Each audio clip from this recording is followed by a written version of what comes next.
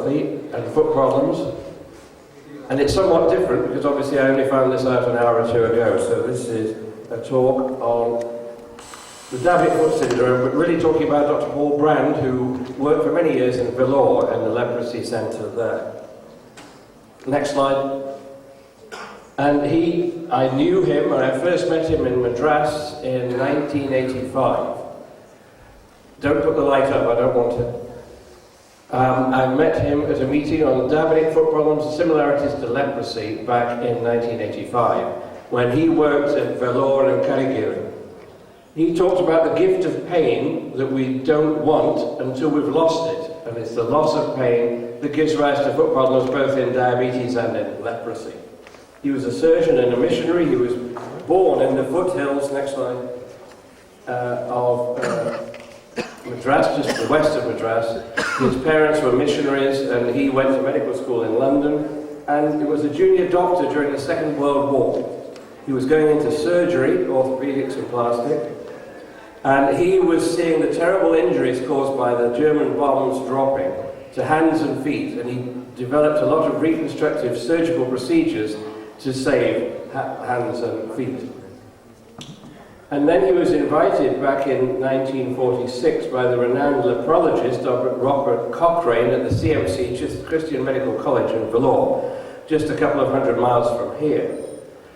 And he was horrified when he got to the gates of the hospital to find patients with leprosy, just as described in the Bible, sitting outside the hospital gates with nasty lesions on their hands and feet. And he asked Dr. Cochrane, why is this happening? And he said, well, nothing can be done with these people. They've got leprosy, it's a curse from God. They go to bed at night, and they wake up in the morning with new bleeding lesions on their hands. This cannot be anything medical. So Brand thought he would do something about this, and he built a small hospital in Karigiri, which some of you may have been to, just across the railway tracks. I've been there many times, off the Bangalore road. And he went and built this hospital and took some young men with leprosy. And he said, I'm going to do a trial. I'm going to put these patients to bed, and the next morning I'm going to personally check. And to his horror, some patients on the next morning had bleeding ulcers on their hands and feet. So surprisingly for an orthopedic surgeon, he thought, well, let's do a trial. I'll randomize the patients. Half of them will sit up and watch what happens during the night, and the other half will sleep. The clue came in the middle of the night when from a hole in the wall, 2 rats appeared. And they started eating the hands and feet of the patients because they had lost the gift of pain.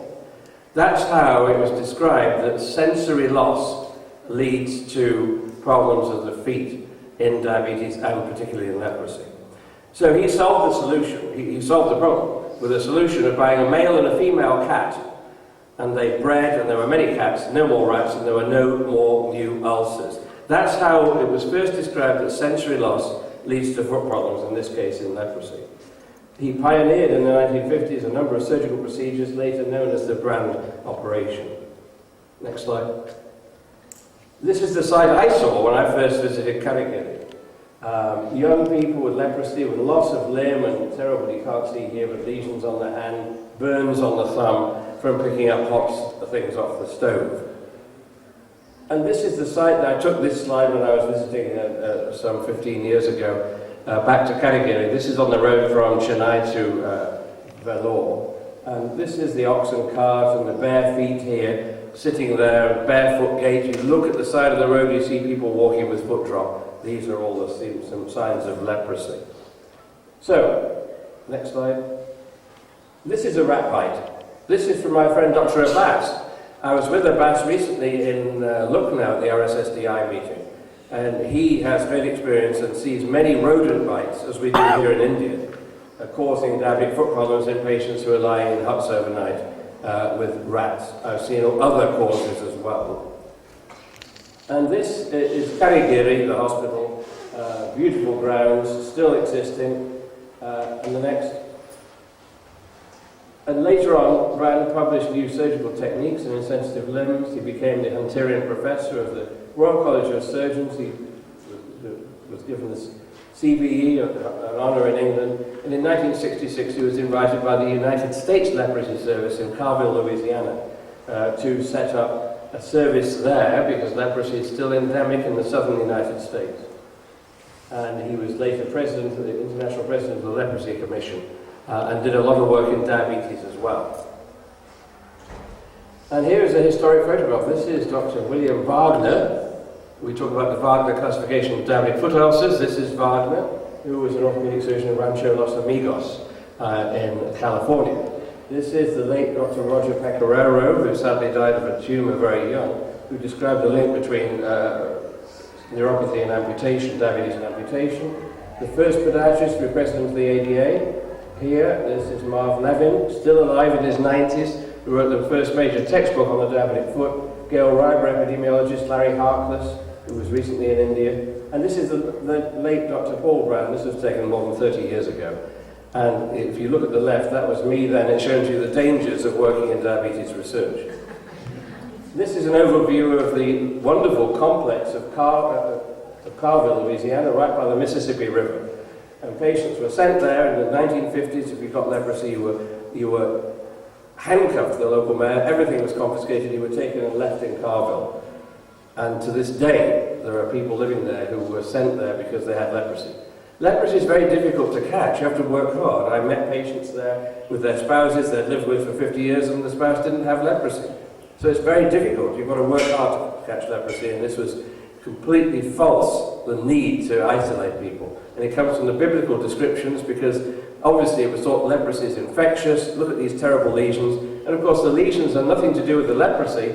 It's the damage to the nerves caused by the bacillus that remains, and they're left with loss of the gift of pain in hands and feet. And here we are again, next. And here we have Dr. Brand taking he was chairing a session I was speaking at in Seattle with Dr. David Armstrong. This was back in 2002, the year before he died. I helped him give grand rounds at the University of Miami for plastic surgery 2 months before he died, aged 89 and a half. So his contributions to leprosy were describing offloading, which is now the standard treatment for diabetic foot ulcers, surgical reconstruction, and experimental leprosy. He thought there was a link between the armadillo, which is resident, very common in the southern United States, Louisiana, Texas. He thought there was some link. So let's see how right or wrong he was. So he was correct on the leprosy collection. He did research into the armadillo connection with the Carville, Louisiana in the 70s, and new cases are still seen. And in 2011, this paper came out in the New England Journal, looking at new cases of leprosy, and the genome sequence of M. leprae in the patients were identical to those found in the armadillos. So he was right there. But what were his contributions to diabetes? First of all, the importance of clinical observation. This is a good statement he made. Any patient who walks with a plantar ulcer into your clinic without limping must have neuropathy, because they've lost the gift of pain. Pain protects injured areas, and if you don't have pain, you'll walk on a lesion and it'll be there the next year if you've still got the leg. And Corrigan. Those of you who are physicians will know Corrigan was an Irish physician whose sign we still talk about, Corrigan's sign of the collapsing pulse of aortic incompetence. His bust is in the Royal College of Surgeons in Dublin, which I visited. He wrote, the trouble with most doctors is not that they do not know enough, but they do not see enough. They look, but they don't see. I see patients, and I put them in exams, they've had a toe removed, they've got 4 toes, and the medical student looks, what do you see? And they say, oh, there's a small spot on the knee. I said, what about there's a toe missing? They look, but they don't see. And he described pain as God's greatest gift to mankind. Here's a leprosy patient in Madras. 40 years ago, I shall never be free until I can feel pain again, wrote this patient.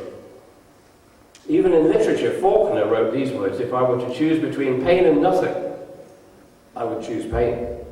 You see the results of loss of pain in leprosy. We see it here, especially in Tamil Nadu, Kerala and other states in India. So, in diabetes, simple clinical sense, don't walk barefoot. This is a patient of mine in Miami. All they did was to walk on a beach, which we would say, oh, that's a bit too hot, that sound. And that could be here as well, where people walk barefoot. Burns to the sole of the foot, entirely preventable, caused by a loss of the gift of pain sensation. So he talked about the art. He was once lecturing to the American College of Physicians in Chicago. And at the end of the lecture, one surgeon got up, or physician, I don't know, and said, what's the most important thing we can do to prevent amputations in diabetes? And they were expecting in America some new scan or MR or something. And Rand said, the most important thing we can do to prevent amputations in diabetes is every time you see a patient with diabetes, remove the shoes and socks and look at the feet. Still true today. We can prevent the major complications of diabetes without expenditure.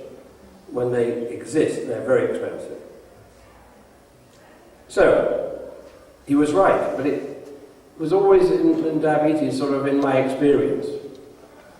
In other words, it works because I've done 6 cases. So when I first started in Manchester 30 years ago, we opened a new diabetes centre, and we screened a large number of patients with diabetes because I looked at the literature and there were no longitudinal studies that showed that loss of sensation leads to foot problems.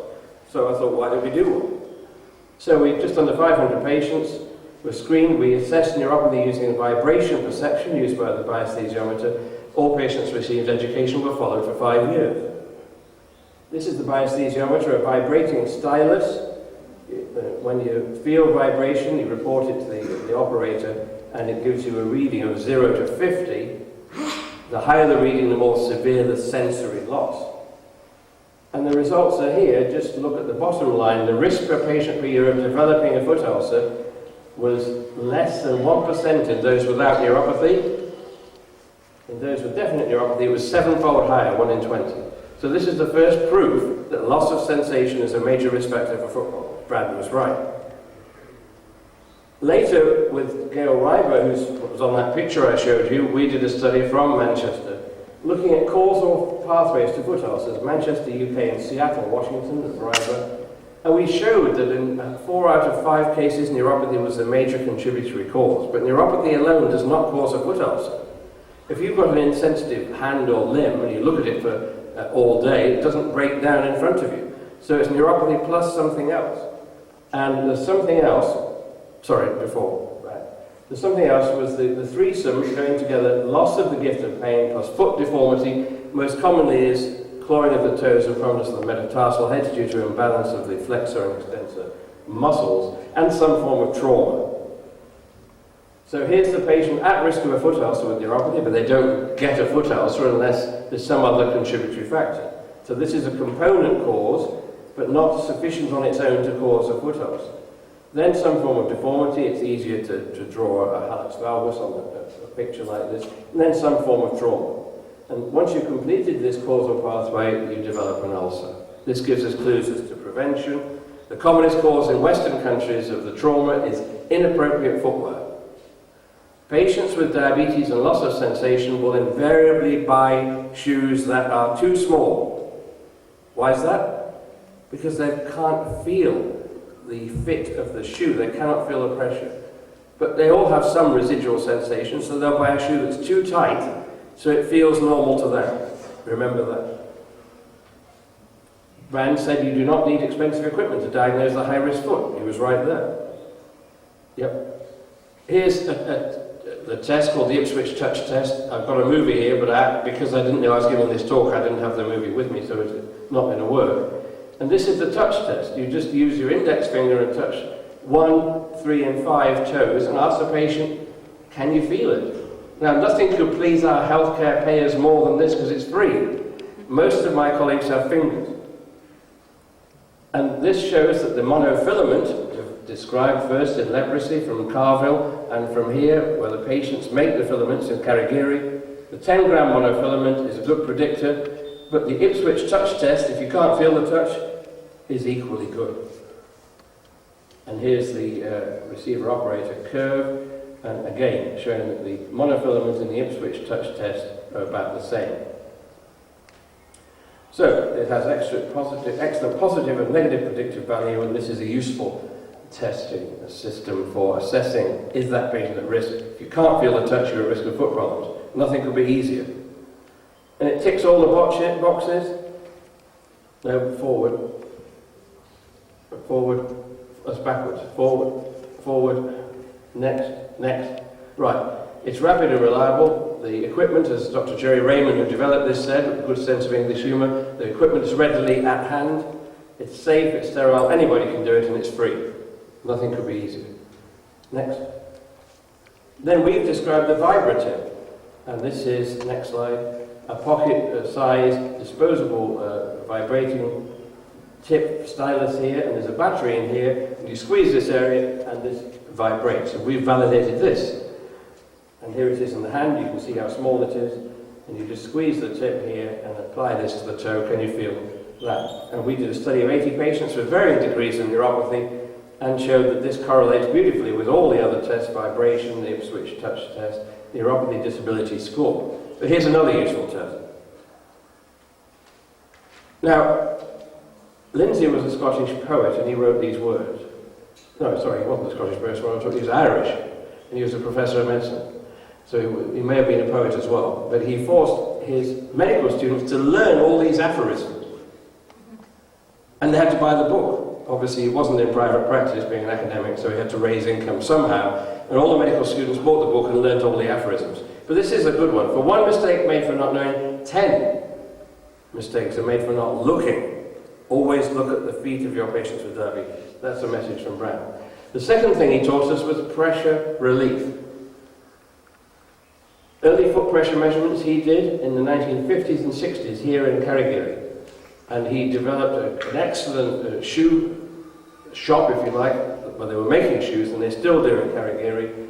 And he developed early pressure sensing devices that were rather cumbersome, but a few transducers under the feet. If the pressure was too high, a wire went up to a bell, and the bell would ring on the patient. This was 50 years ago, and would warn them that they're putting too much pressure on their feet. So these were studies he did in the 50s and 60s. He was right, and this summarises 10 years of my work when I was in Sheffield and later in Manchester. We showed, using sophisticated foot pressure equipment, that high foot pressures are associated with first and recurrent plantar neuropathic ulcers, that these occur early, that high foot pressures predict ulcers in the neuropathic patient, and the plantar callus is associated with high pressure and predicts ulceration. Later, we developed a system, a non-invasive, a simple system called the pressure stat. Now, in India, they use what we call the Harris mat. This is a way to assess pressures that was developed again down the road in Vellore, where you have an inked mat and you walk over it and the ink presses on paper, and the higher the pressure, the darker the area. The trouble is we all get covered in ink when we use this system. So the pressure stat is a simple dynamic foot pressure map system that is inexpensive, easy to use, and we validated this in a study published at the end of the last century. We validated by comparing this with the optical petabarograph, and all high pressure sites were correctly identified. Now, Thomas Campbell, he was the Scottish poet, he wrote these words: "Coming events cast their shadows before." If the coming event is a foot ulcer, there are many shadows that we should be looking for of risk. Is that patient got neuropathy, peripheral vascular disease? Have they got high pressures, claw toes, deformities? Is there a history of ulcers, and so on? And you could say that the shadow of risk is seen here on the pressure stat measuring device. The darker the area, the higher the pressure. So this patient, we could give this print to, put it in the bathroom. Men, we usually shave each day. We look in the mirror. So why not use the same mirror, take it off and look at your feet, inspect your feet. And these are the areas. The dark is dangerous. The higher foot pressures and the darker colours, inspect them, and this will remind the patient that they need to look after their feet. What about factors that enhance wound healing? We know that if a wound is infected, we should treat it aggressively with antibiotics. We know that we're getting better at vascular reconstruction for patients with neuroischemic ulcers, with a prominent vascular component. We're even not bad at controlling blood sugar for the short term, but not in the long term, yet. But we're hopeless at offloading pressure. A junior doctor will say to me, "Gosh, how can that patient be so stupid? Look at that huge hole under their foot and they walk on it." I said, "The patient's not stupid, you are. You don't realise what it is to have lost the gift of pain. It's that stops us. So we need to help patients, because you won't remember every time we put a foot down not to walk on that area. If you give patients crutches, they wear them for 5 minutes and we look out the window with binoculars, at least my head nurse, Sister Knowles, does, and sees them disappearing down the road and the crutches have gone. The crutches have gone, they're just walking on their ossa, it doesn't hurt. So we need to be better at offloading pressure. And debridement. So it's what you take off the wound that matters more. Take off all the dead tissue, aggressively debride the wound, and also take off the pressure. So these are ways to offload the foot. Bed rest doesn't work. Patient goes to bed for one day and the next day they get up, take a little step. Great, it doesn't hurt. I'm better, but it never hurt anyway. So these don't work. Total contact cast works because it's difficult to remove. And the removable cast walkers, such as an air cast or a DH walker, these reduce pressures well in the laboratory. But the total contact cast enforces compliance. It decreases activity. You can still walk, but it redistributes. It doesn't remove. It redistributes peak pressures. But every trial, and this is one Dave Armstrong did as part of his PhD with me, and this is a randomized controlled trial where patients were randomized with plantar neuropathic ulcers to a total contact cast, a removable cast walker, that's the air cast boot, or a half shoe. And at every stage, there's more rapid healing in the total contact cast. Why should that be? I'll skip these, you don't want to know in histopathology. Next, next, next, next, next, next, next, next, next. Right, one more. Why is it that the trials are so disappointing of removable cast walkers? Because in the laboratory, using pressure transducers, we know that they reduce pressure just as well as the total contact cast. Well, the answer came from this study that I presented, I remember, in New Orleans. Just like I'm presenting today at short notice, Armstrong had done the study and suddenly it was called away to surgery. And I always tell my juniors, if your name's on a paper, you should be able to present it. So half an hour's notice, I had to present the paper. What we did in this study, we gave patients a DH walker, which is a removable cast walker. They all had plantar neuropathic ulcers. We told them we'd be watching them, and we knew how active they were, and we told them every time your foot touches the ground, day or night, you should be wearing the removable cast walker. What they didn't know was hidden in the boot was an activity monitor. So we knew if they were active with the boot on or boot off, because they wore 24/7, as they say in America. In English we say all the time, they wore this on a belt, an activity monitor. So we would know if the activity monitor matched the activity from the boot. And what we showed in this study was that only 28% of all footsteps were taken with the boot on. So patients weren't wearing it, and they think this home is safe. They look at a carpet, hopefully not like this one, but they think it's safe. And of course, home is dangerous. So, despite all good intentions, patients don't wear offloading devices. That's why the total contact cast is better, because you can't remove it easily. And the next. So, in Miami, when I was working full-time there 10 years ago, we did a randomized controlled trial where we randomized patients with neuropathic foot ulcers to a regular total contact cast, or what we call an instant total contact cast, where we took a removable cast walker and rendered it irremovable. And remarkably, there was no difference. So the removable cast walker will work if you wear it. And the next. This is the standard total contact cast of Miami. This one's specially green for St. Patrick's Day, but you won't understand that one. And so that's a total contact cast, and the next, and the next. This is a removable cast walker. Next. Next. And this is what we did. We wrapped a bit of Scotch cast around the top so the patient couldn't remove it. And if we did that, it was just as good as the total contact cast. And even I can put that on when I'm not a cast technician. So it's cheaper because you don't use so much material, it's quicker. And here's the results. Equal healing in the standard or the instant total contact cast, as we've named it. Next. So removable cast walkers rendered irremovable are just as good, less expensive, do not require casting technicians, and there's no more risk of complications we showed in that paper. So, many studies have appeared in the literature over the years of new artificial skin, growth factors, platelet-derived growth factors, all these things. And they've all been pretty miserably negative or borderline significant, not clinically, but only just statistically.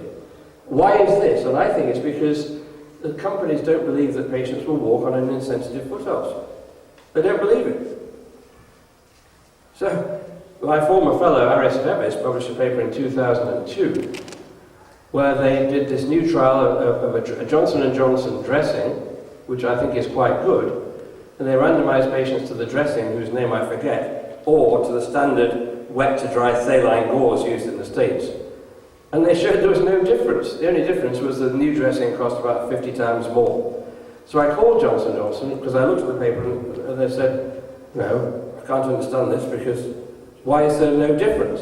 And of course the answer is they didn't attend to offloading. They said offloading was left to the individual.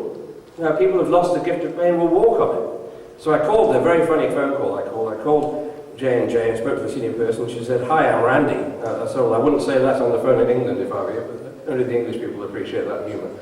And I said, why didn't you do this? She said, gee, we'd have saved millions if we had. And that's why I think most of these trials are negative. We propose that all future trials should have standardized offloading in the treatment groups. The last thing that Brand contributed was the importance of monitoring foot skin temperature. This was in leprosy, in Vellore, in Karigiri, 30, 40, 50 more years ago. And these are words from him written by Burkholt and Brand in a paper in 1975. Infrared thermography contributes to the care of the insensitive limb. It can detect through heat areas of irritated skin prior to breakdown, and if effectively managed may prevent injury. What he showed was the foot heats up before it breaks down. Next. And here is probably a patient who's been lounging on an orthopedic ward. They're forgetting he's got diabetes and loss of the gift of pain, and clearly these are pre-ulcerative lesions, but the thermogram shows that these are warm. So could we do something here? Next. So we know that nerve damage and mechanical stress leads to inflammation, ulceration, faulty healing. This may lead in the cascade eventually to amputation. Can we stop that here?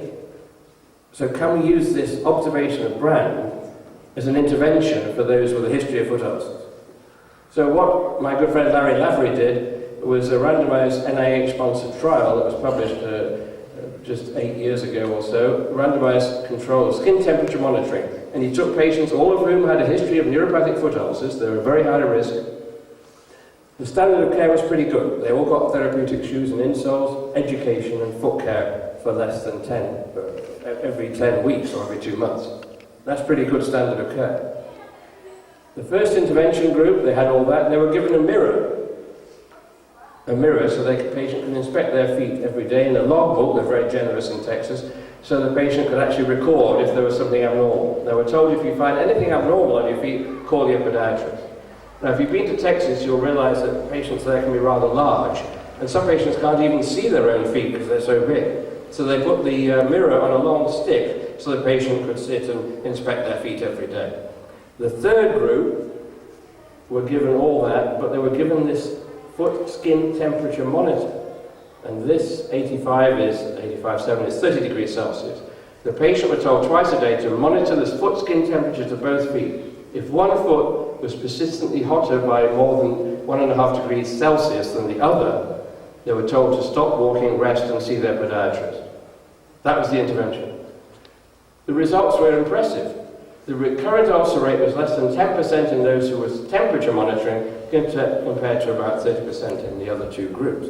So if the patient has something to do, they inspect their feet, they check the temperature. If the foot is warming up, we can stop an ulcer occurring before it actually occurs. This was the study, 173 patients, 15 months, 8% recurrence rate in the self-temperature monitoring group, 30% in the other two. Two other studies have shown similar results, so this may be a useful intervention. Next.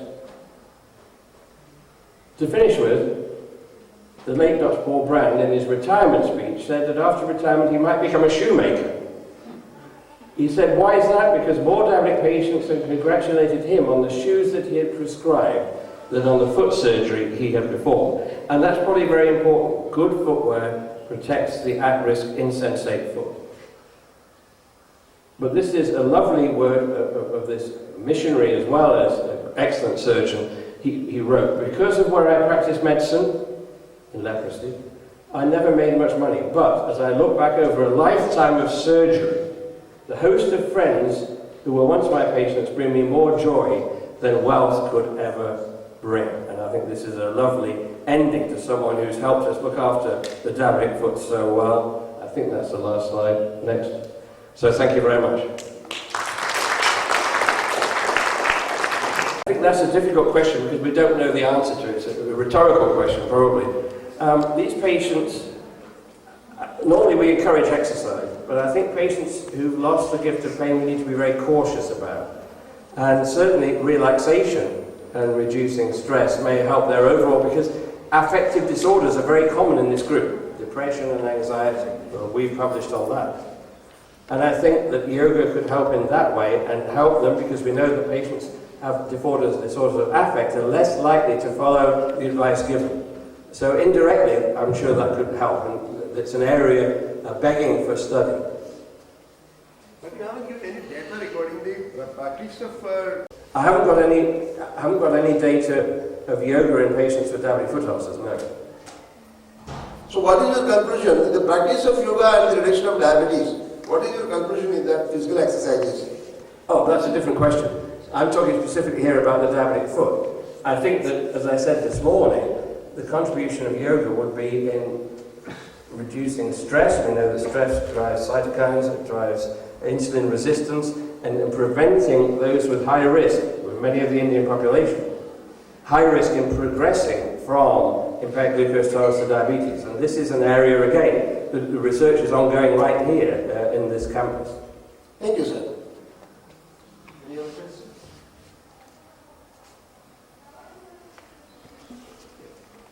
No? Okay, well, thank you. Oh, one more. Could the plantar's foot lead to a diabetic foot? Could what? The plantar's foot, plantar. Oh, a flat foot. I think that... Not a flat foot, the plantar's foot, the pain on the heels. Oh, plantar fasciitis? Yeah. Not really, because this is painful and patients will avoid walking on that area. But we know, for example, we've done studies with foot pressures, and some people say, well, surely obesity contributes, but the obese person distributes the pressure more widely under the foot. We've had patients with normal foot pressures weighing 300 kilograms, so it should be difficult to find someone that big in India. Not so difficult in the United States. So, different foot shapes do. And diabetic neuropathy leads to pes cavus, and that increases forefoot pressures. So there are different foot shapes can be contributory. By doing 1 hour exercise, it is just what happens in the body. Well, again, we're not talking about, I would not encourage patients with this kind of problem to do an hour. In general, I think that exercise certainly increases insulin sensitivity, and also, of course, will lead to weight reduction as well. But this is a more general question, it's not really related to this particular topic, I think. So, good evening, sir. I have a question. Is inflammation has any impact over nerve damage?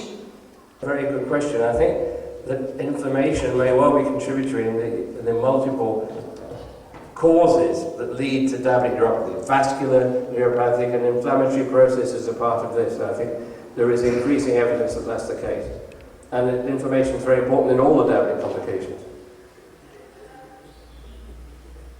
Okay. I don't know, are you closing? Oh, I have to leave it. Always leave it to the ladies.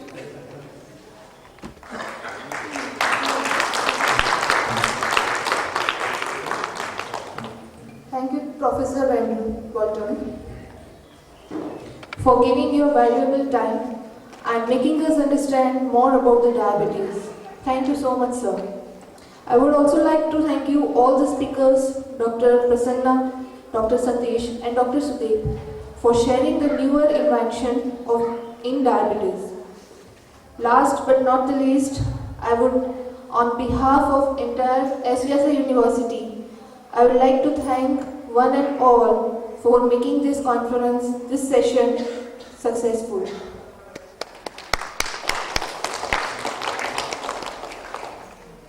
Now at 6:30 today, we have the musical drama in this venue.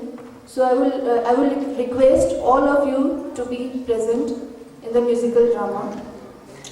And tomorrow in the same hall, symposium on hypertension will be there at 2 to 4 p.m. Thank you.